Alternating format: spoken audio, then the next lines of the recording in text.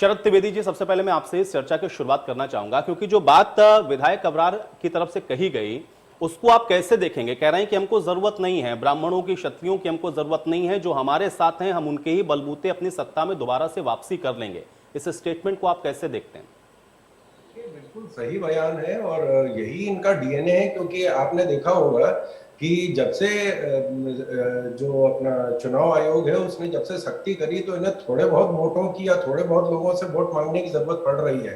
पहले जब इतनी सख्ती नहीं थी तो ये सीधे जाके बूथ पे कब्जा कर लेते थे और जिसके चाहे वोट डलवा लेते थे, उनको किसी की जरूरत नहीं थी। अब थोड़ा सा इनको जरूरत पड़ रही है, क्योंकि अब इतनी सख्ती हो गई है, ई वोटिंग शुरू हो गई है, ईवीएम मशीन्स आ गई हैं, तो अब इनको थोड़ी बहुत जरूरत पड़ गई है।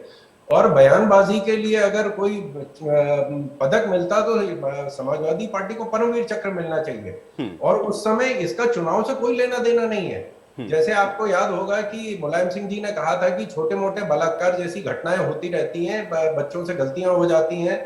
दूसरे इनके नेता ने कहा था एटा में कि छोटी मोटी चोरियां जो है अफसर करते रहे, लेकिन बड़ी डकैतियां जो है वो हमारे लिए छोड़ दीजिए।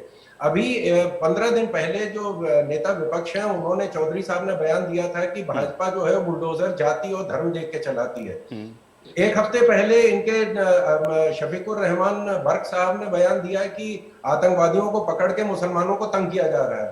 तो बयानबाजी इनके डीएनए में, इसका चुनाव से कोई लेना देना नहीं है। आप अपनी वजूद नहीं बदल सकते हैं। हम्म। और ये अब एक उम्मीद की किरण जागी है। जैसे कहावत है कि सैया भय कोतवाल फिर डर का है, इनके यहाँ कहावत है भैया भाई कोतवाल फिर डर का है। तो अगर भैया कोतवाल बन जाएंगे तो फिर मौज हो जाएगी। हमें किसी की जरूरत नहीं है, मारपीट में ये उस्ताद है पुराने। तो इन लोगों को किसी की कोई जरूरत नहीं है। ब्राह्मण और क्षत्रिय तो एक नाम आप जोड़ रहे हैं, इनको किसके वोट की जरूरत है?